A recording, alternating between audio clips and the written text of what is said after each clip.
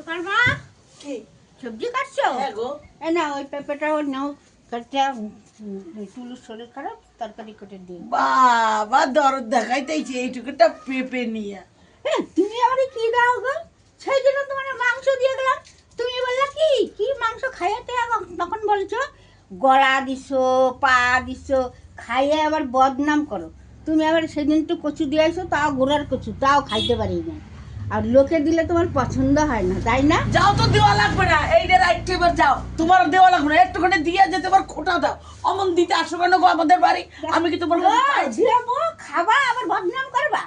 হ্যাঁ, তুমি তো ভালো মানুষ, তোমার আর কিছু দেবই না। যাও, দাও। না দিলে না যাও, না, তা কি হয়েছে? দেবই না। না দিলে না খাই থাকো।